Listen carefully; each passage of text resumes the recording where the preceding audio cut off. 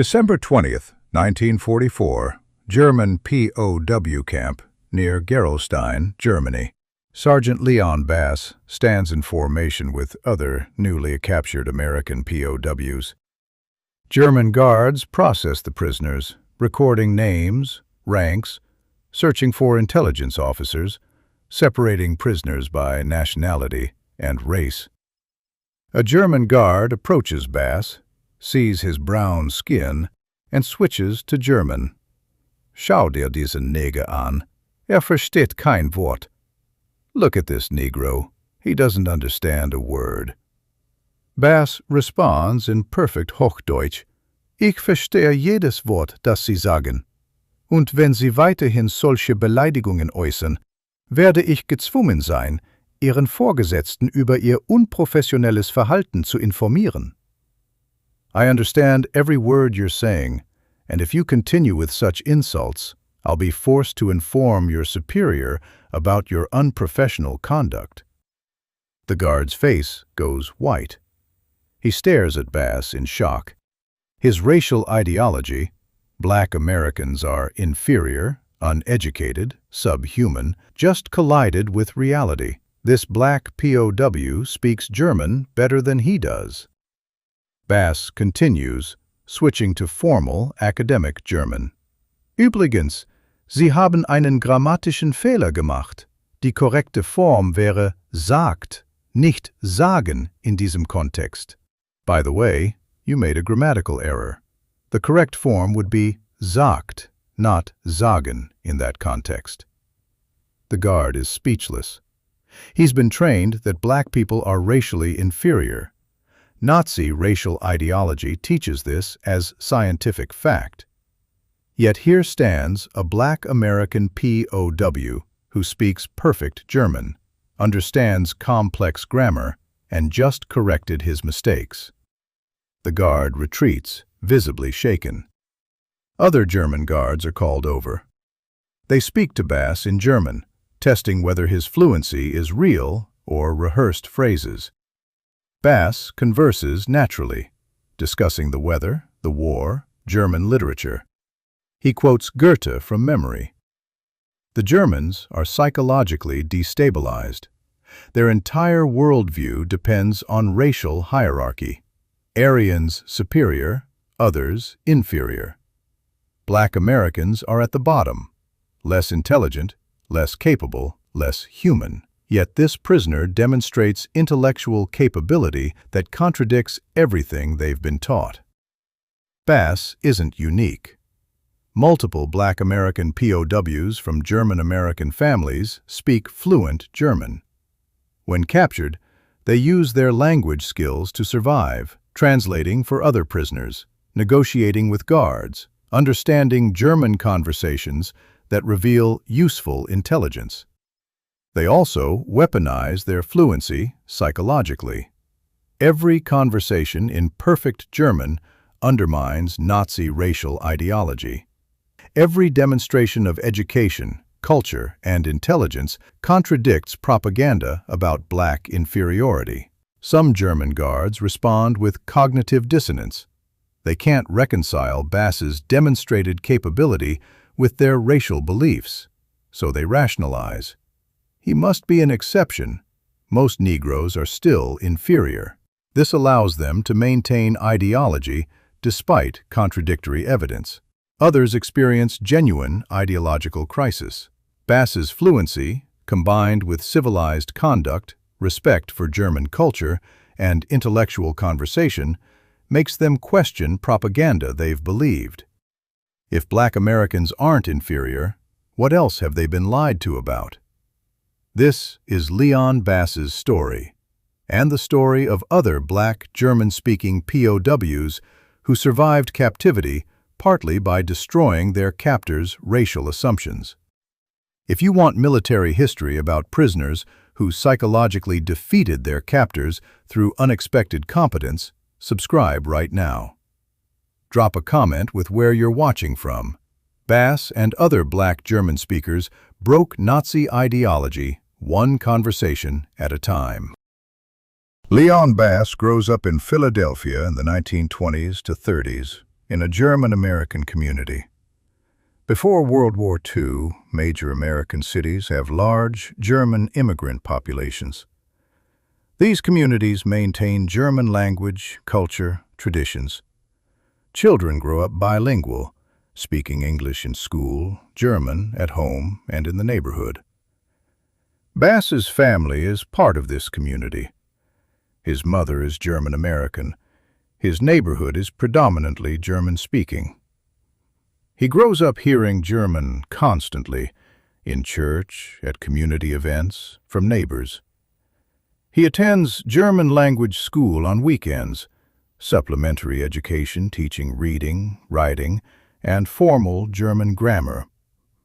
This is common in German-American communities maintaining cultural heritage. By the time Bass reaches high school, he's fluent in German. Not just conversational fluency, he can read German literature, write formal German, understand complex grammar. His education includes Goethe, Schiller, German philosophy, German history. This educational background is unusual, but not unique. Thousands of American children in German immigrant communities receive similar education. When World War II begins, many of these young men enlist or are drafted into the Army.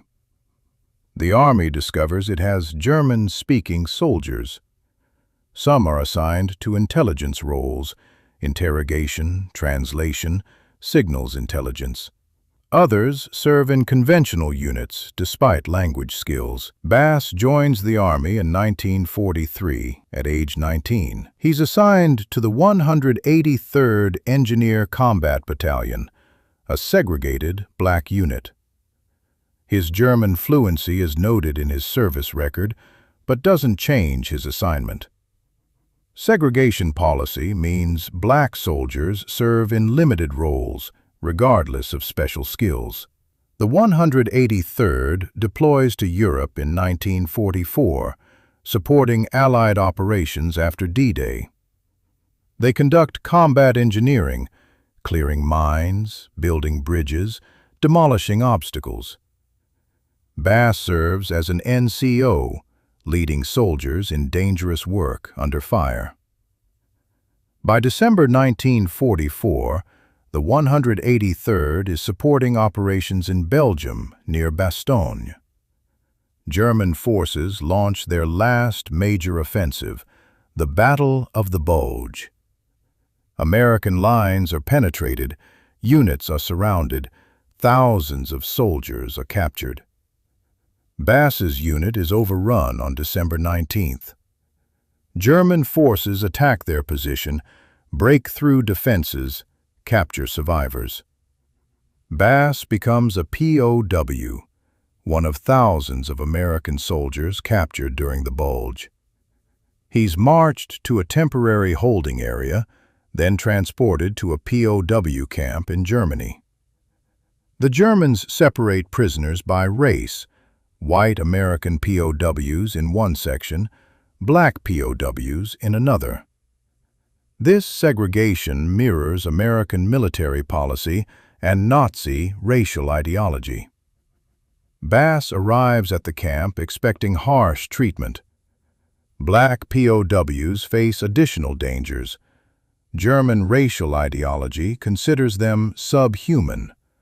Geneva Convention protections might not apply consistently. Guards might treat them worse than white prisoners. Bass has one advantage other black POWs lack. He speaks perfect German. This skill becomes crucial for survival. German intelligence interrogates newly captured American POWs. The interrogators want information, unit designations, strength, commanders, operational plans, equipment.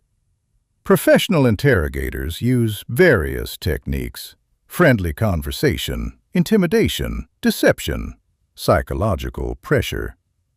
Bass's interrogation occurs 2 days after capture. He's brought to an interrogation room where a German intelligence officer waits. The officer speaks English. Most German interrogators of American POWs are fluent English speakers. The interrogation begins routinely.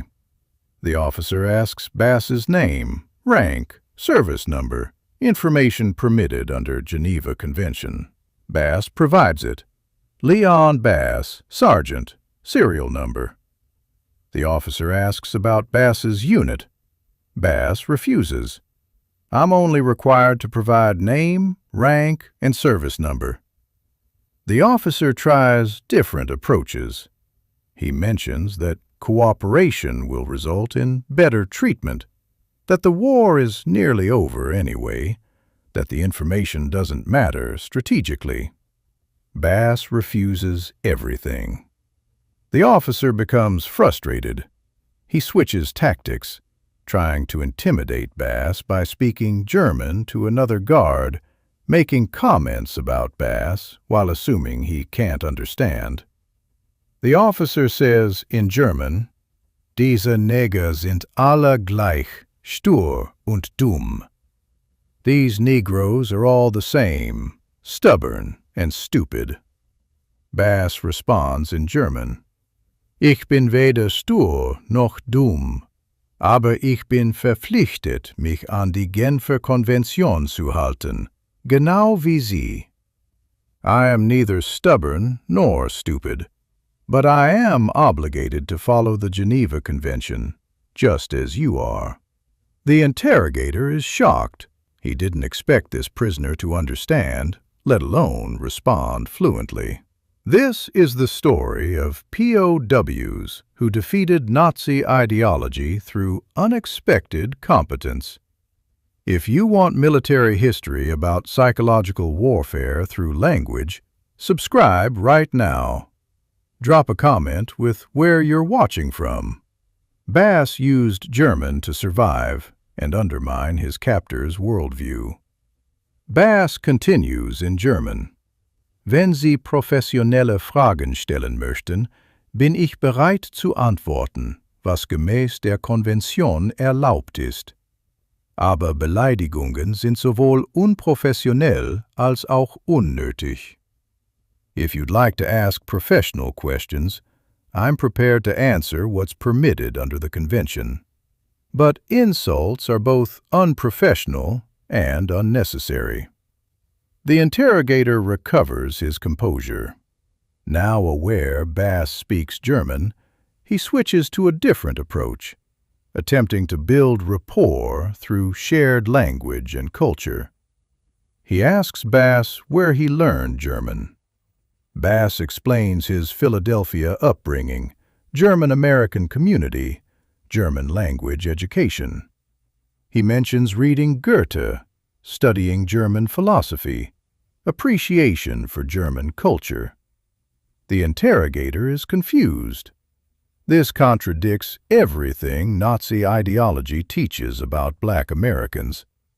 They're supposed to be uncultured, uneducated, incapable of sophisticated thought, yet Bass demonstrates education in German literature and philosophy that exceeds many Germans. The interrogator tries to reconcile this with racial ideology. He suggests Bass must be exceptional, an outlier who doesn't represent typical Black Americans. Bass corrects him. Viele schwarze Amerikaner sind gut ausgebildet. Ihre Propaganda über Rassenunterschiede ist wissenschaftlich falsch.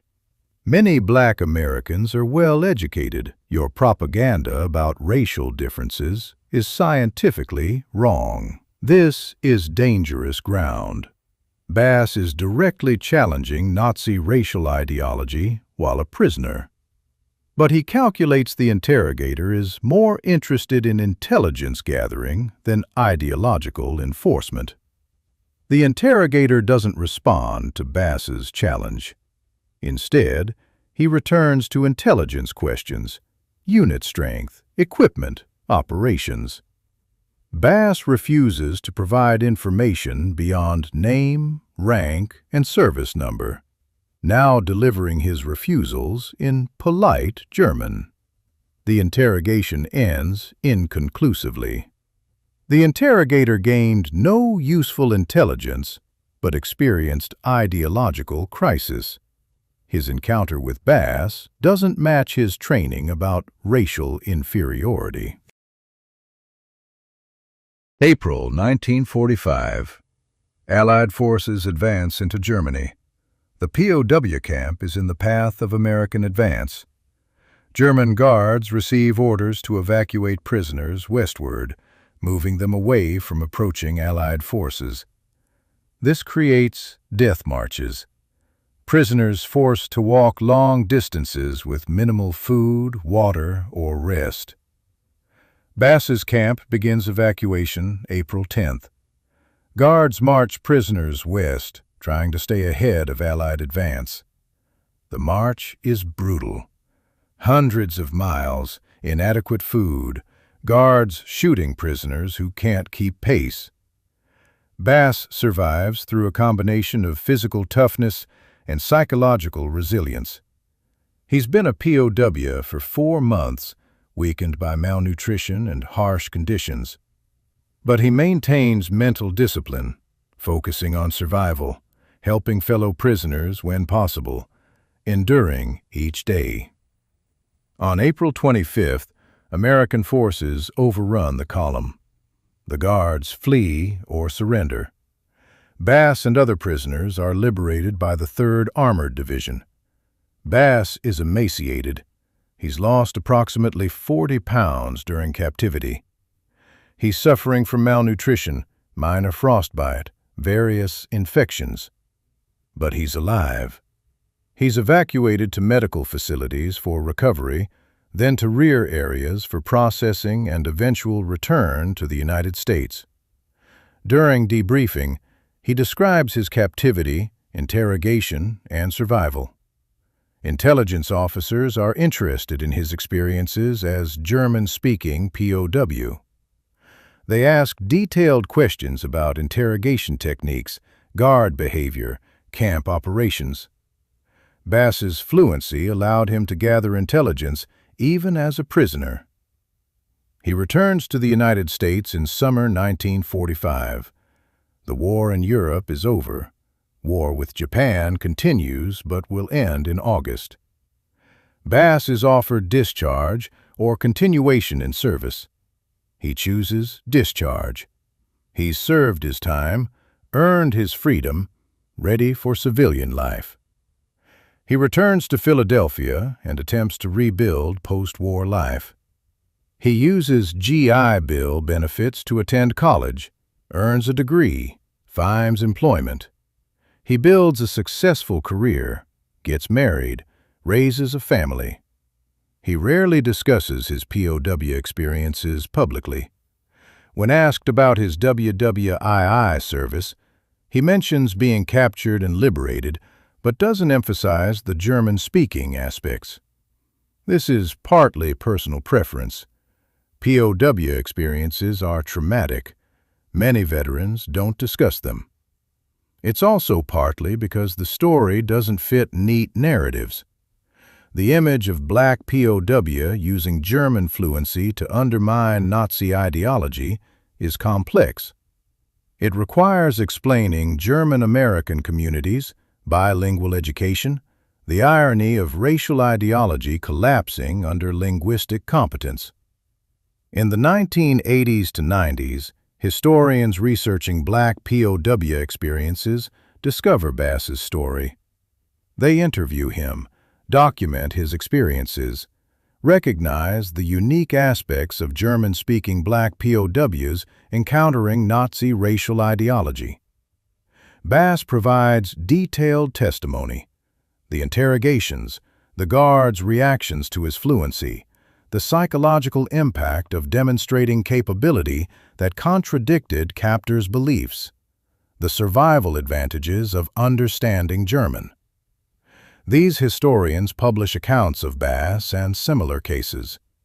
The stories enter military history literature, not prominently, but documented. Bass dies in 2015 at age 90. His obituary notes his World War II service, POW experience, and post-war achievements. Some obituaries mention his German fluency and its role in survival. His story represents unusual intersection.